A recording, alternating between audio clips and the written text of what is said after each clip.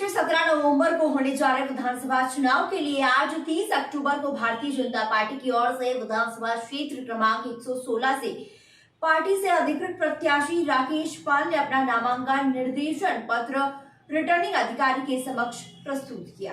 आपको बता दें कि राकेश पाल केवलारी विधानसभा के वर्तमान विधायक भी हैं। उन्होंने अपने कार्यकाल में किए गए कार्यों की उपलब्धि को बताते हुए बताया है कि विधायक बनने पर क्षेत्र के बेहतर विकास करने का आम जनता को आश्वासन दिया है। साथ ही लोगों से आशीर्वाद लेते हुए अपनी पार्टी के पक्ष में मत देने हेतु अपील की है। नामांकन प्रस्तुत करने के बाद केवलारी नगर में एक विशाल जनसभा का आयोजन भी किया गया, जिसमें जल शक्ति केंद्र राज्य मंत्री प्रहलाद पटेल की उपस्थिति विशेष रही है। उन्होंने अपने मुख्य स्वर से सभा को संबोधित करते हुए अपने राजनीतिक जीवन का परिचय दिया, मातृशक्ति को नमन किया। साथ ही उन्होंने बताया कि पार्टी का मुख्य उद्देश्य बेहतर शिक्षा, रोजगार, महिला सशक्तिकरण, औद्योगिक विकास व जीवन सुधार बताया।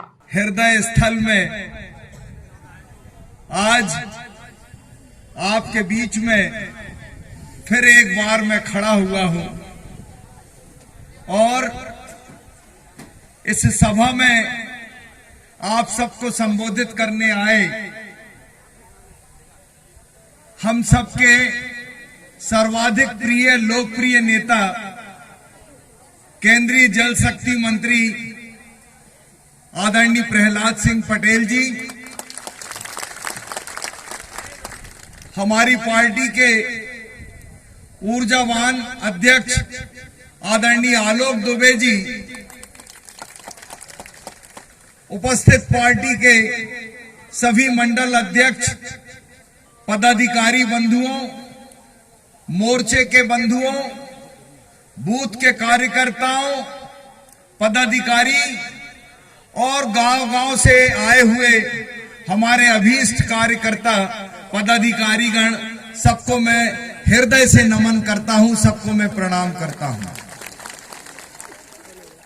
याद करिए 2018 की बात,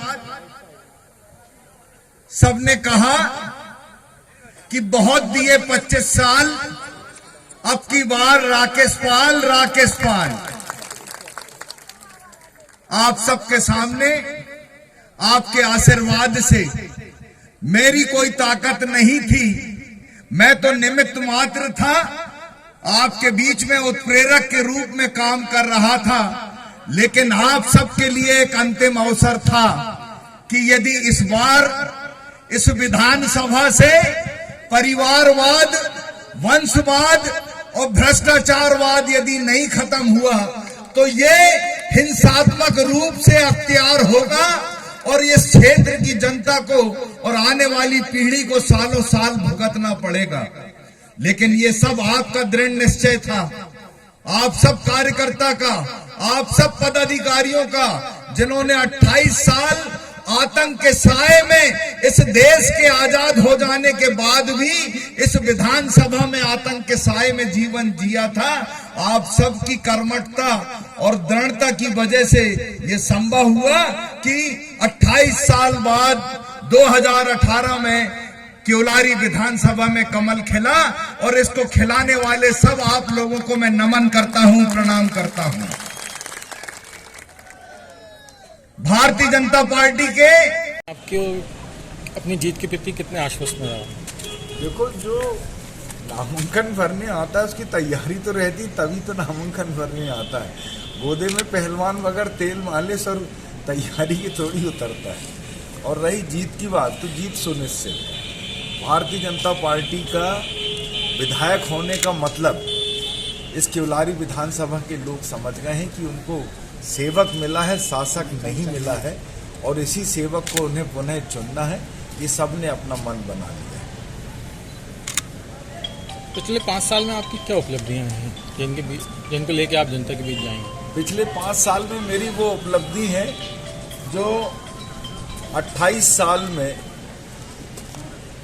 पिता पुत्र ने मिलके उपलब्धि हासिल नहीं करा सके, क्योंकि उनकी राजनीति वंशवाद की, भ्रष्टाचार की और खुद के स्वार्थ पूर्ति की राजनीति थी।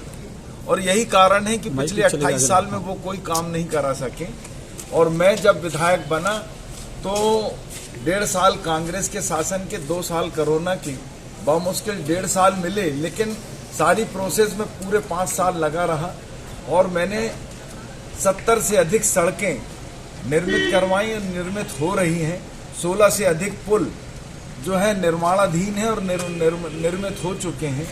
132/33 केवी का सब स्टेशन बिजली के लिए स्थिरता बनाए रखने के लिए मलारा में 88 करोड़ की लागत से तैयार हो रहा है, 2.5 महीने में चालू हो जाएगा।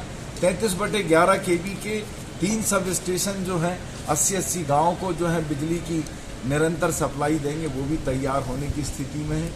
और 142 गाँव में समूह पेयजल मां नर्मदा मां बैनगंगा का पानी सीधे नल की टोंटी के माध्यम से लोगों को उपलब्ध करा दिया।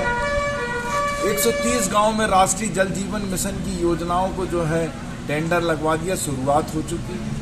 और 3 सीएम राइज स्कूल, अकेली मध्य प्रदेश की विधानसभा है जहां पर 3 सीएम राइज स्कूल मुख्यमंत्री शिवराज सिंह चौहान जी के आशीर्वाद से मिले। 3 साइलो सिस्टम हमारे को मिले। धनौरा में डिग्री कॉलेज की घोषणा हो गई। ITI कॉलेज जो है निर्माणाधीन है। हमारा सबसे महत्वपूर्ण काम, 40 वर्षों से भीमगढ़ की नहरें जर्जर हो चुकी थी। पूर्व विधायक कांग्रेस के विधायकों ने अपने व्यक्तिगत स्वार्थों के लिए अपने खेत तक नहर लेकर गए, लेकिन आम जनता के लिए नहरों का सुधारीकरण, सीमेंटीकरण का काम नहीं कराया, जिसको मैंने मध्य प्रदेश शासन से आदरणीय शिवराज सिंह चौहान जी की अनन्य आशीर्वाद से, केंद्रीय मंत्री आदरणीय प्रहलाद पटेल जी के अनन्य आशीर्वाद से मैंने स्वीकृत करा लिया। दस्तावेज टेंडर के बन चुके। आचार संहिता के बाद जो है काम जो है प्रारंभ हो जाएगा। और मैंने छपारा क्षेत्र में बिजना हर्राई माइक्रो इरिगेशन लेकर आया। 365 दिन में 300 दिन लोगों को उपलब्ध रहा। कोरोना के काल में कोरोना हो जाने के बावजूद भी मैं स्वस्थ होने के बाद लगातार निरंतर रहा और अपनी विधायक निधि से 1 करोड़ रुपया मैंने अस्पतालों की दवाइयों के लिए और उन्नयन के लिए दिया है। लगातार मैंने काम किए। मेरी उपलब्धि जो है ये लैंडमार्क है। ये उपलब्धि उन पिता पुत्र के खाते में नहीं है, वो नाचने वाले विधायक के खाते में नहीं है, वो झूठ बोलने वाले विधायकों के खाते में नहीं है, खुद की स्वार्थ पूर्ति करने वाले लोगों के खाते में नहीं है। आगामी 5 साल को लेकर अगर जनता आप पर भरोसा जताती है तो आगामी 5 साल को लेकर क्या प्लान है आपके, कौन से काम शेष रह गए हैं? जनता भरोसा जताएगी।